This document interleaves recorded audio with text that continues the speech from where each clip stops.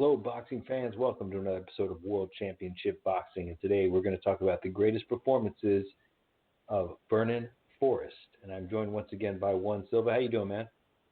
Hey, good afternoon, Logan. Good afternoon, fight fans.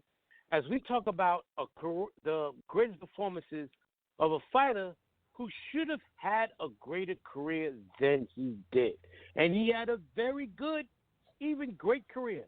But he had the ability to be a legendary all-time great, and he falls just short of it because of A, injuries, B, taking a couple of opponents too lightly, and C, and this is there's a fourth one.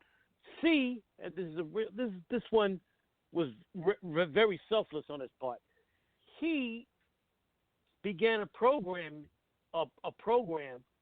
called Destiny's Child, in which he funded and ran group homes for mentally disabled children throughout the state of Georgia, or most specifically in Atlanta.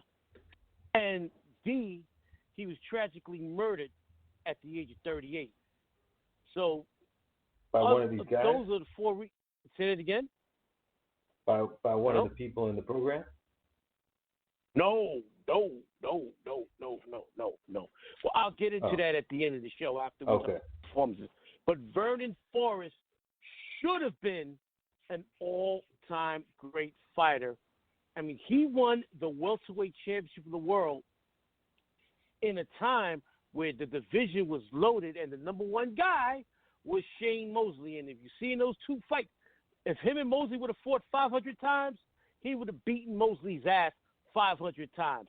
Forrest was that good, and we'll be talking about his greatest performances and the unfortunate circumstances of surrounding his career after he defeated Mosley twice in 2002 to win the Ring Fighter of the Year for 2002.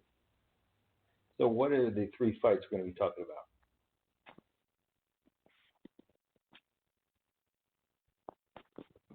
Can you hear me? Hello? Yeah, you hear me all right? Yeah, go ahead. Continue. I got cut off for a second. Go ahead. Oh, yeah. What are the three fights that we're going to be talking about? All right. We'll be talking about the first two fights of his series against Sugar Shane Mosley, January 26, 2002, and July 20th, 2002, and his fight against Michele Picirillo, December 1st, 2007. And those are the three fights we talk about of Vernon Forrest. Right. So let's talk about the early career. Oh, well, he was an amateur standout, Vernon Forrest. The number one amateur fighter in the state of Georgia. And in 1992, he defeated Sugar Shane Mosley in the lightweight final to represent the United States in the 1992 Olympic Games in Barcelona. Unfortunately, he lost in the first round, and right after that, turned pro at the age of 22. For the first 7 to 8 years of his career, Logan, he fought in anonymity. He wasn't promoted by any big-time promoters, Don King or Bob Arum. Neither one was promoting him. And his fights were relegated to opening bouts on television in which his fight wasn't televised. But he finally got his first shot at a world championship when he fought Raul Frank for the vacant IBF welterweight championship. And the first time they fought, a nasty headbutt resulted in a no contest. That was August 26, 2000. The fight was stopped after 3 rounds, no contest. Then they fought several months later, a fight that I attended, May 12, 2001, and he easily defeated Frank to win the IBF title by keeping him outside and utilizing that razor-sharp left jab of his. He just kept Frank on the end of that.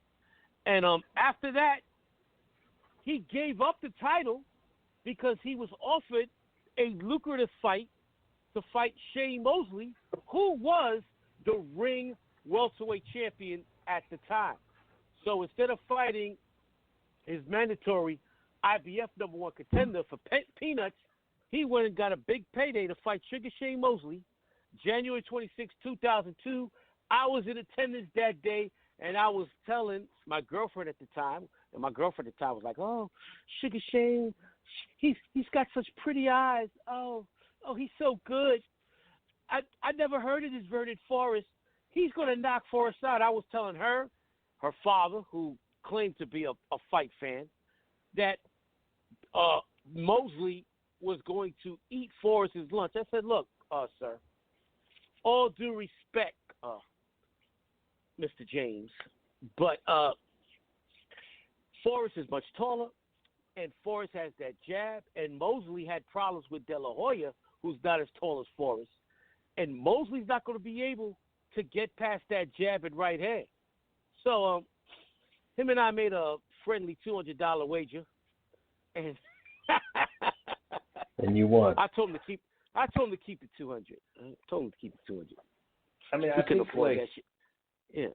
this guy is like the worst opponent for somebody like Mosley, right? I mean, it's just the absolute worst opponent for him stylistically. Well, look, Shane Mosley is 5'9", and everything off of Mosley is relegated on speed, right? Vernon Forrest is 6 feet tall, and he fights tall, and he has that jab. So you're right. Mosley, the three fighters that gave Mosley the most problems in his prime were Oscar De La Hoya, Vernon Forrest, and Winky Wright. And what did these three fighters all have in common? They were tall with long jabs. Oscar made the mistake of slugging with Mosley instead of trying to stay outside and box Mosley in their first fight. Second fight, Oscar boxed, and it was one of the worst robberies in boxing history, as Oscar was robbed, as he totally dominated Mosley, and Mosley got the gift decision. We talked about Winky. Now, when we talked about Winky Wright's 2 wins over Shane Mosley, now we talk about Shane's first loss this night. And I was telling her father, I told her, I told all my friends at work. They never heard of Vernon Forrest. I said, this kid is the real deal. You'll see that night. And in the second round, he lands a spectacular uppercut that drops Mosley. And Mosley was not the same for the rest of his fight. Basically, he was concussed for the rest of the fight. Then he dropped him a second time late in the round. The bell saves him. If there was 15 seconds left in the round, he was going to get knocked out. You was going to say something, Logan. Well, there was a headbutt at the beginning that was pretty hard, too. That was a bullshit excuse that Mosley's people brought up after the fight. Even George Foreman and Lampley were trying to bring that up. That's bullshit. You in boxing, all right? Yeah, he got hit with a headbutt. They both were coming in to try to hit each other, and they both got headbutted. So they were both affected. Oh, yeah, he got cut. You know what? That's boxing. You got to deal with it. He wasn't headbutted at all the second fight, and he got dominated. One of the announcers he's like, oh, he should just use that technical draw thing because he got a cut. I was like, what are they going to do? Like, try to get the doctor to stop the fight over a cut that's not even bleeding? There was precedent for that. That has happened before. But the cut wasn't that bad to stop it. Right. It has to be a bad cut. It can't just be a cut. It has to be a cut where you can't see. Right. Like Klitschko. I mean, recently Tyson Fury fought 12 rounds with a fucked up eye. The referee didn't stop it. The doctor didn't stop it. It's got to be real, basically grotesque for them to stop the fight. The headbutt occurred early in the second round. The first knockdown happened with less than a minute in the round. Second knockdown right before the bell rang. After that, Mosley became desperate. His jab in this fight was non-existent. Shane Mosley was a great body puncher. Where's the body punching? Only way to beat a guy like Mosley, and George Foreman brought that up in this fight, go to the body. He never went to the body because Forrest kept him at the end of that long left jab. And every time Mosley tried to come inside, Forrest would land that wicked uppercut. Fourth round, he staggered Mosley again with the uppercut. He totally dominated this fight. staggered him several times. It was a testament to Mosley's greatness that allowed him to survive all 12 rounds. He took a hellacious beating in this fight. I don't know how judges gave him 3 rounds. I gave him 1 round. They gave him round 1. That was the last round because Forrest knew it was in the bag and he took the pedal off the metal. Yeah, but he actually got more clean shots on Forrest in this fight than he does in the second fight because he's allowed himself to get hit so much. In this first, great point. In this first fight, Forrest was after Forrest hurt Mosley. He went after Mosley. He was walking Mosley down. In the second fight, he stayed outside and peppered Mosley with that jab all night long. And while in the first fight, Mosley did land some. In the first fight, while Mosley did land some body punches, second fight, he's rushing in like a desperate fighter. It's like he's trying to. Every punch he threw in the second fight, Mosley threw in the second fight, was to try and knock Forrest out. He's too small. You can't do that. Forrest just kept him at bay and was countering him all night long. And while Mosley was never in serious trouble, like in the first fight, he almost got knocked out 3-4 times. In the second fight, he was never that close to getting knocked out, but he could not land. He was rushing. He was fighting like an amateur. You saw it, Logan. He was trying to rush in. Forrest would land a jab, right cross, push him off. Jab, right cross, push him off. Mosley had no answer. They didn't make any adjustments. Great fighters are supposed to make adjustments in the next, and Mosley's a great fighter. That's why Forrest had his number. If they would have fought 500 times, he would have lost to Forrest 500 times. Forrest's style was way too wrong for him. Way too wrong. He could not deal. And if you see in Mosley's career, fighters like De La Hoya, Forrest, and Winky Wright had his number because they were tall fighters with great jabs who kept them at bay. And Mosley couldn't do like he did with other fighters, go to the body with that vicious hook to the body and land combinations. And Shane Mosley never had the greatest jab. His jab is, most fighters, most great fighters, set their offense off the jab. No, Mosley feints a lot. Then those combinations. That feint doesn't work against these tall, rangy boxers. He's got to be inside. He can't get inside. In 2 fights with Vernon Forrest, he might have won 3 rounds total in the 2 fights. Yeah, and he tried everything, but the thing is that I think his only strategy should have been, and he would have probably got knocked out with this strategy, was just to rush in and just try to win in like 3 rounds. He tried the second fight. That's all he did was rush in. And like I said, right. Mosley, jab, right hand, pushed them off. Jab, right hand, pushed them off. Shane Mosley in his prime was one of the best combination punches you'd ever see in the ring in the history of the sport. He's one of the all-time greats with throwing combinations, hand speed. That shit doesn't work against a fighter like Forrest. Basically, what Forrest did to Mosley is what Tommy Hearns did to Sugar Ray Leonard before he got caught late and knocked out in the first fight. Kept the quicker, faster fighter at bay with a long jab and fought tall. Yeah, man, I didn't like that second fight at all, but I thought their first fight was like a fight of the year candidate, It was because Forrest brought it. But Forrest knew he had Mosley's number, and Forrest also knew it, and this was wise on Forrest's part in the second fight. Mosley's only chance was to knock Forrest out. Forrest knew if he boxed safely, Mosley had no shot. That's what he did. Yeah, I mean, it looked like Forrest had quite a chin too, though. I never see him got hit that hard with any clean shots, though. So I don't know for sure. So what's his chin like, you think? Well, we'll talk about that. If Forrest had a very good chin, but unfortunately, he also had a tendency to take fighters lightly. And after he beat Mosley, these 2 fights, in January and July of 2002, he was voted the Ring Fighter of the Year. He was on top of the world. The world was his. Oh, my God. The world was his in his very first defense. January 25th, 2003, he fought the nefarious, the notorious Ricardo Mayorga. This was another unification fight, as Mayorga was the WBA champion, Forrest was the WBC and ring champion. And in this fight, Forrest was reading all his newspaper clippings. He just got awarded the Ring Fighter of the Year. Basically didn't train, showed up, got dropped in the first round, and was knocked the fuck out in the third round by Ricardo Mayorga. Ricardo Mayorga, the brawler's brawler. No ring generalship whatsoever. He's a brawler.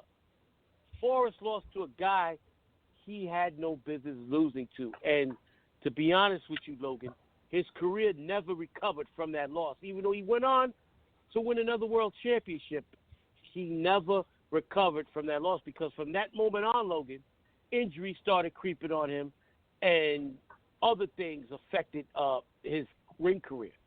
After he got knocked out by Ricardo Mayorga, got an immediate rematch. And in the rematch, 6 months later, July 12th, 2003, Forrest fought a similar fight that he fought against Mosley the second time. He stayed outside and he boxed brilliantly, and he got robbed.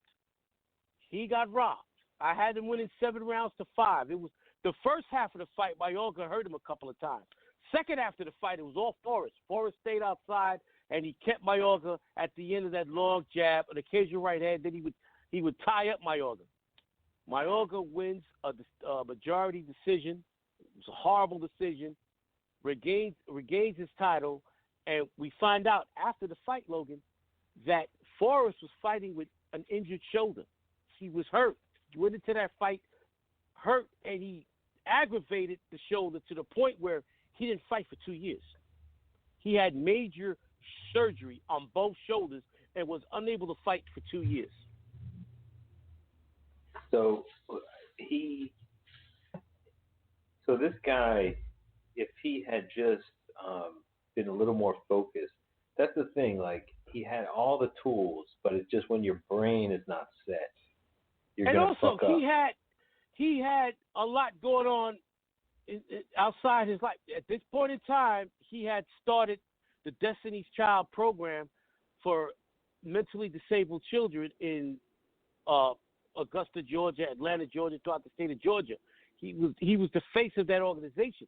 This was an organization he started with his own money before he got private funds and city and state funds. He was dedicating his life to these children. Now, he's doing that, and he wasn't just a figurehead. You have a lot of guys that set up organizations. Like, perfect example, LeBron James. LeBron James has charitable organizations throughout the entire United States. He's not involved with them day to day. He's got people who run that for him. Vernon Forrest was there. He would be there all the time. He would go to each group home at least twice a week to the several group homes he was running. He was involved with these kids' lives. And that, in my opinion, affected his training. He was burning, and it was a great cause. But when you're training for a fight, this is your livelihood. You need to make sure someone that you can trust is doing this while you're going for 5-6 weeks. Then after the fight's over, you can go back to the children. But he was dedicated. He was over dedicated. And then he got injured, came back, fought a couple of bums, and then he fought one of the best fighters to ever come out of Ghana, Ike Cortez, former world champion, former welterweight world champion, Ike Cortez. Ike Cortez gave Oscar De La Hoya one of the toughest fights of his career. Ike Cortez had one of the greatest left jabs in the history of boxing. We will be talking about him probably sometime this year. One of the most underrated fighters in the history of the welterweight division. And Ike Cortez out-jabbed Vernon Forrest because Ike Cortez had a better jab than Vernon Forrest. I was at this fight, Logan, August 5th, 2006, Madison Square Garden. I couldn't believe it. I didn't think Cortez had a shot at beating Forrest because I always thought of Corte as a one-arm fighter, just that jab. And I think that jab alone would beat a guy that was much taller than him. I was wrong. Corte out-jabbed Forrest, out-punched Forrest, out-hustled Forrest, and was robbed. Vernon Forrest gets a decision that he did not deserve, and that was the end of Ike Corte's career, basically. I mean, that was the end of Vernon Forrest's career. No. Forrest won the decision, even though he didn't deserve it. He got the decision. Oh, and Ike Corte didn't fight again after that? He might have fought a couple of more times after that, but basically that was the end. He was frustrated by that loss. He would only fight one more time after. He would only fight one more time after that. He'd fight Winky Wright, and he'd lose. This time, he definitely lost in a fight against Winky Wright a few months later, and that would be the end of Ike Corte's career. And Vernon Forrest, after the gift decision over Ike Corte, got a shot at the vacant WBC light middleweight championship, a title that Winky Wright had given up. Winky Wright was a WBC champion. Winky Wright gave him up because he had moved up to middleweight, and he was because Winky Wright was fighting guys like Jermaine Taylor and Felix Trinidad at the time. He fought Carlos Baldomir, former world welterweight champion. Oh yeah. For the vacant WBC light middleweight championship, and he totally dominated Baldomir. Baldomir, the tough Argentinian fighter, but if you're not in front of him, if you're not in front of him, if you're a boxer with a long jab and you can stay outside, he has no fleet of foot. He got cement feet, and he basically lost every round. Forrest wins the decision and wins his second world championship. And then after beating Baldomir, we go into the third fight of his greatest performances against former world champion Michele Picirillo, December 1st, 2007.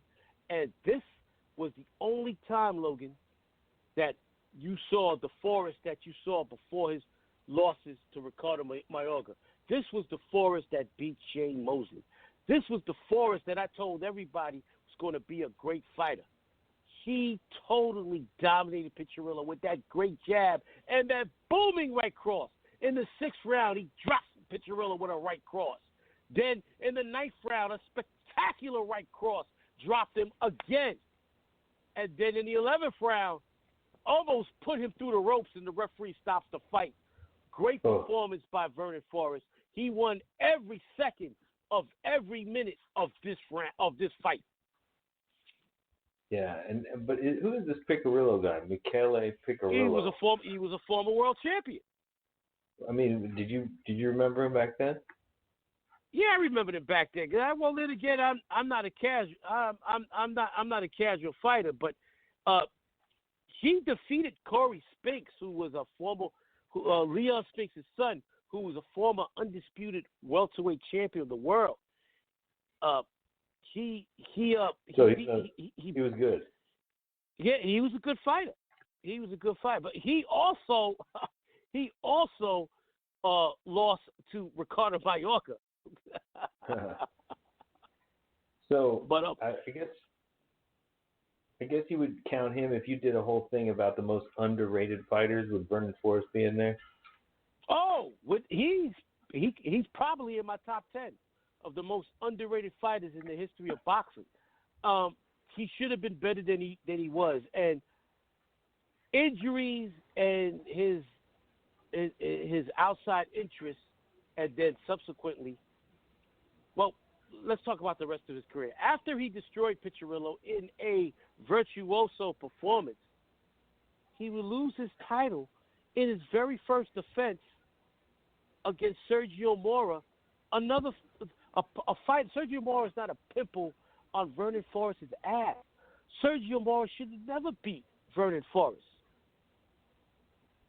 Vernon Forrest did not train, went in that fight, and was totally out-hustled, out-punched, and lost the decision to Sergio Mora and lost his title.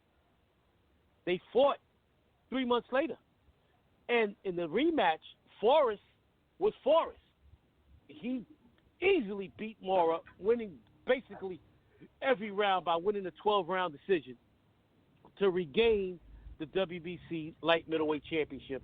And once again, he was a world champion. After he beat Sergio Mora in the rematch, he had to give up his title because, again, he got hurt. He because of injury, he had to give up his title. While training for a possible fight against the middleweight champion of the world at that time, Kelly Pavlik, in July of 2009, he was with his girlfriend's 11-year-old son, and they were at a gas station.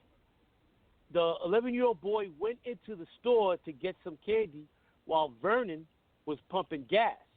While he was pumping gas, he was accosted by two men who grabbed his wallet and ran. Vernon, this was unwise, but you know what? The heat of the moment, I can't judge the man. I would have done it differently, but I can't judge the man. The man was robbed.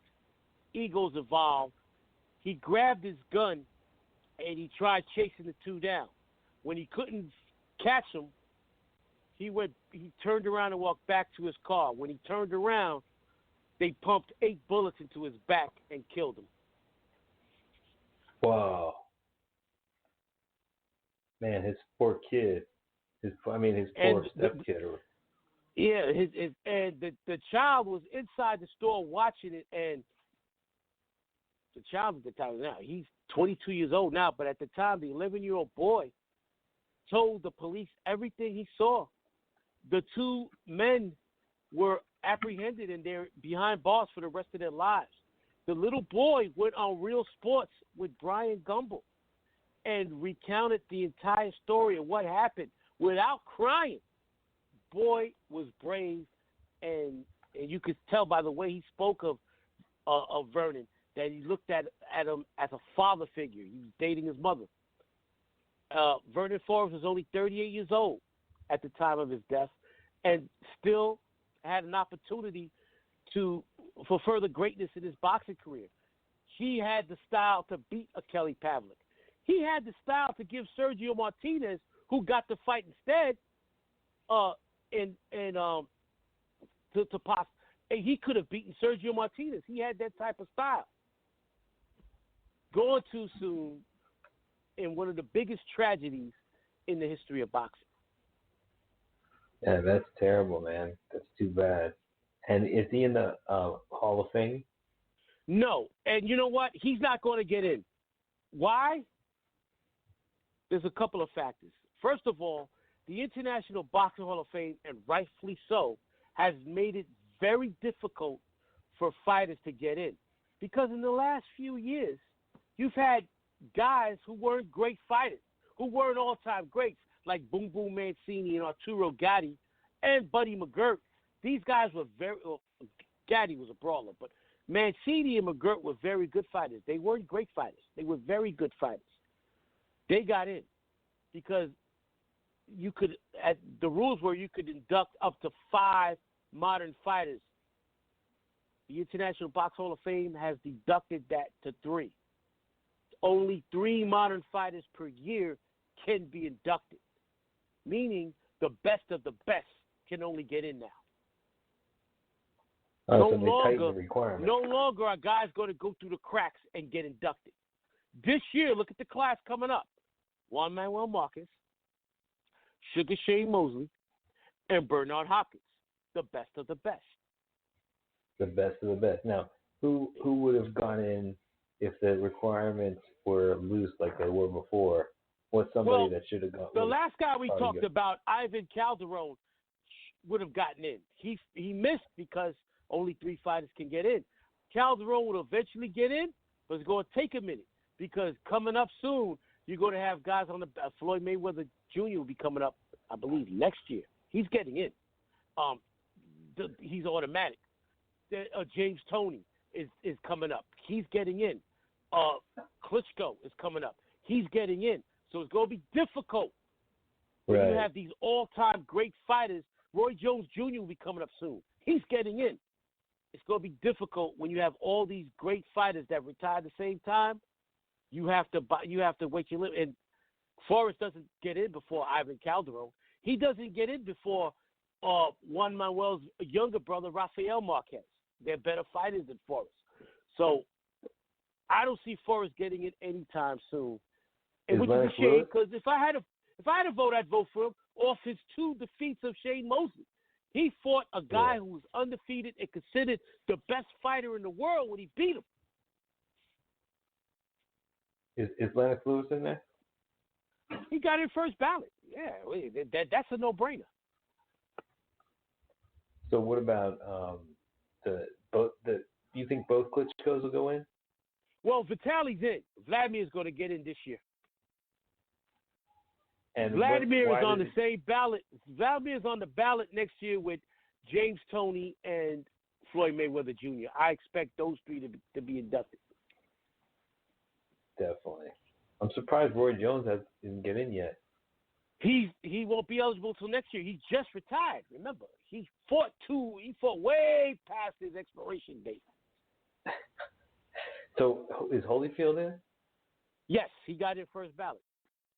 All right. Well, that's great, man. Yeah, this guy is definitely one of the more underrated.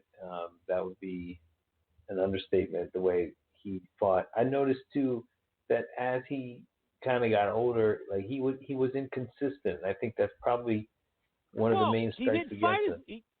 He didn't fight as often.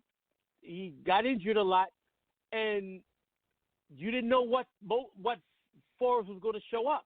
And also, other than Mosley, he didn't fight the other great welterweights. He didn't fight Trinidad, but then again, when he fought Mosley, Trinidad was already a washed fighter. He didn't get to fight De La Hoya, and De La Hoya would have never fought Forrest because that's the type of fighter De La Hoya.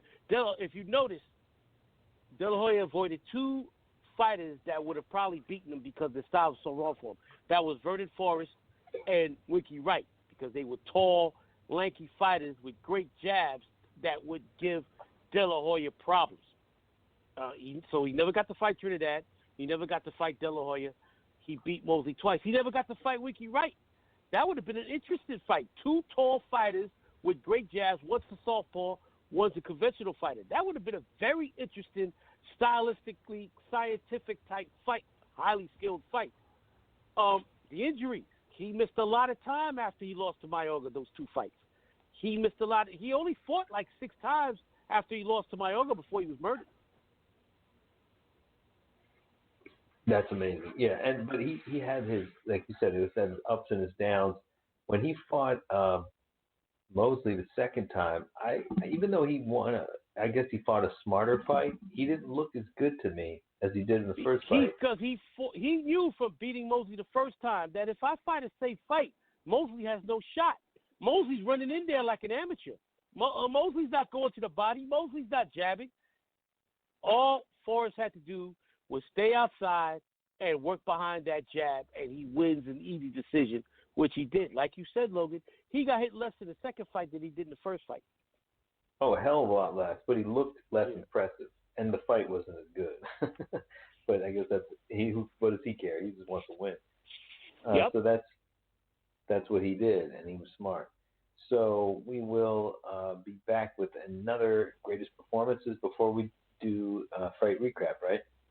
Yeah, next week will be another great performance in boxing history, and then the week after that we have the Tyson Fury Deontay Wilder rematch for the Ring Heavyweight Championship of the World, a title that was vacated several years ago when Tyson Fury retired. Now he's trying to reclaim the title. 50-50 fight. Next week I will finally make my decision as to what I'm predicting. This is the toughest fight I've had to predict since I started doing this podcast with you, Logan. I'm not sure, man. I might have to flip a fucking coin. You think it'll go the distance? Can you give us that much? I can't. I haven't decided yet. Okay, I'm going to go out on I have not decided yet. I have not decided. But one thing is, I'm leaning towards Wilder for one reason and one reason only. Since their first fight, Fury has declined in his fights against bums, while Wilder seems to have gotten stronger as far as that right hand goes. I think he's going to nail him with that right hand, and he's going to go to sleep inside 6 rounds. I think he's I going like to put that him away. you know what? I like that prediction. Write that down, people. I will come up with my prediction next week when we do our next greatest performances in boxing history. Now, I was suspended off Twitter for 24 hours the other day because I posted about this motherfucker who's already won the Pussy of the Year award for 2020. Gervonta Davis, fuck you. Fuck you. All right? Never put your hands on a woman. And he's not even with this woman. This is not even his girlfriend. This is his baby mama. They broke up. She was at a basketball game, watching the game. He shows up in the gym, grabs her by her neck, yanks her out of the building in front of a horrified crowd. There was a bunch of children there. You don't put your hands on a woman. And then had the nerve to say afterwards, I don't see what I did wrong. That's between me and her. God. Then he was charged with domestic violence as she reported to the police she has injuries to her jaw. Oh, no. He's fucked. Fuck you, you fucking motherfucker. Fuck out of here. Wife-beaten piece of shit, dude. It's Piece not even of his wife, shit. right? Is his baby His mother. girlfriend. They're not even together. What the hell's going on here? And Dude, then you had dumbasses commenting, oh, she must have done something for him to act like that in public. Motherfuckers, she don't have to do shit. You got a problem with her? Talk to her. What the hell's your problem? Oh, man. In front of all those cameras, so he's facing charges. Yes. He might go to prison. I hope so.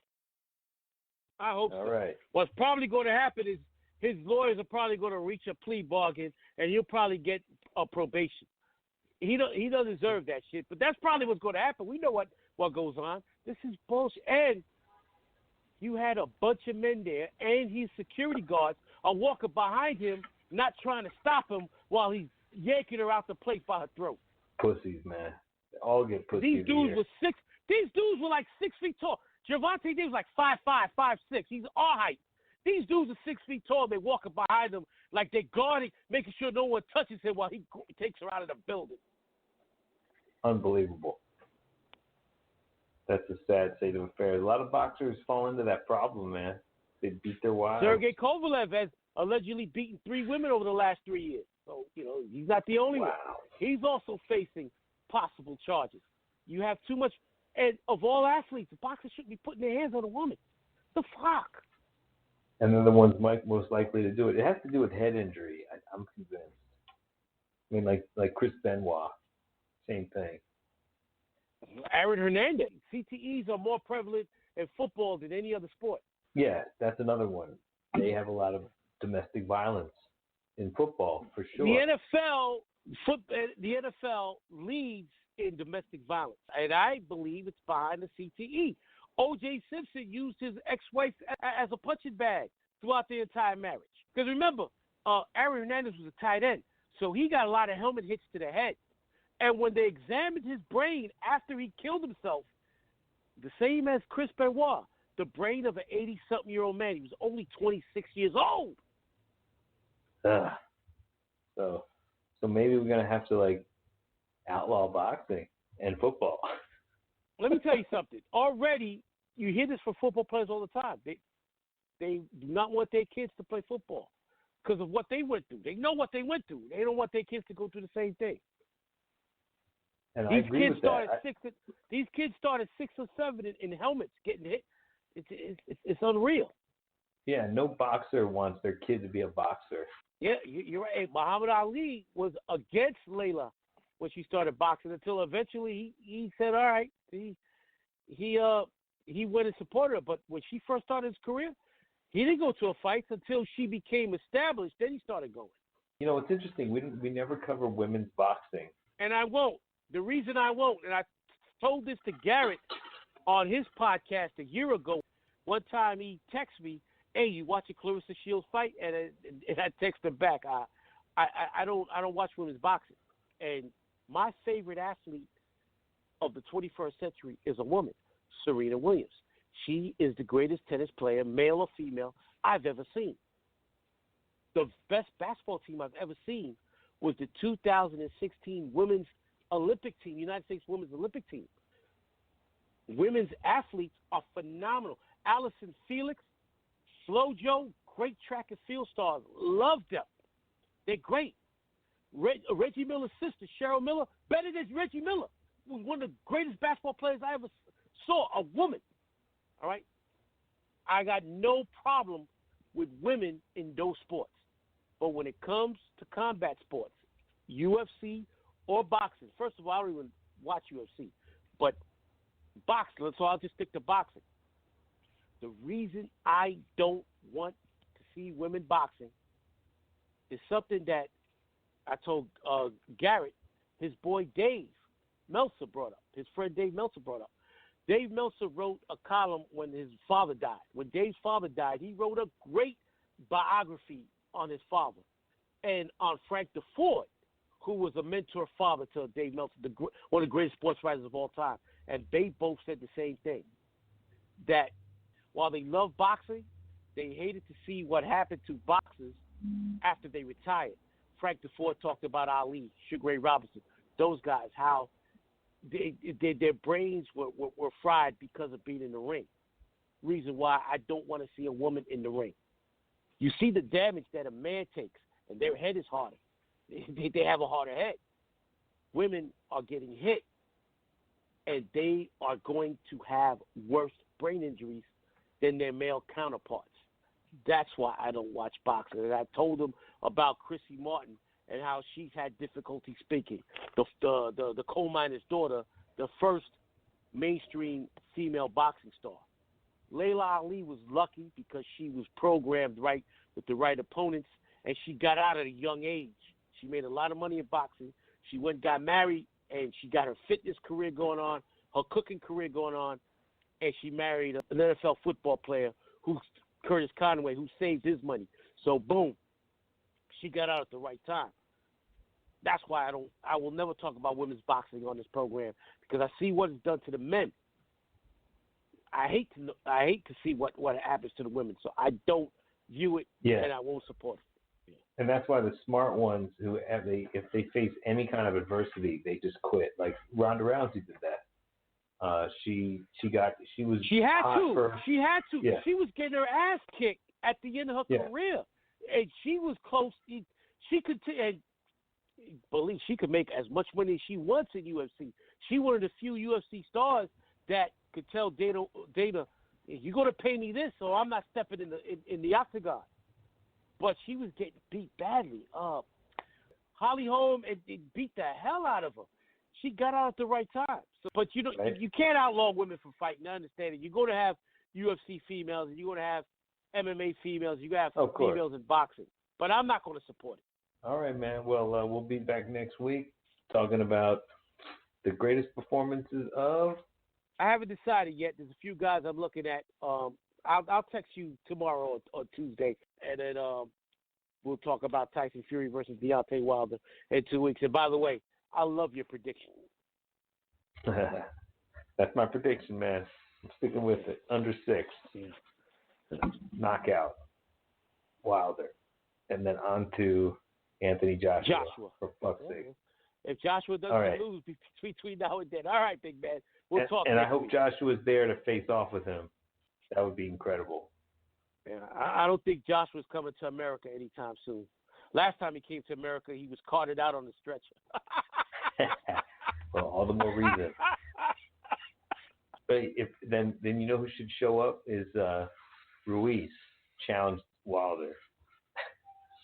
That fight can why easily not? be made. They both have the same manager. Oh, real quickly, back on Vernon Forrest before we get cut off. Al Heyman, who runs PBC, Vernon Forrest was the first fighter he managed. All right, man. Well, that's an interesting little fact at the end here. So One Silverman will sign off with that. Thanks, everybody, for listening, and we'll be back next week. Peace, man. Talk to you later, big man. Peace.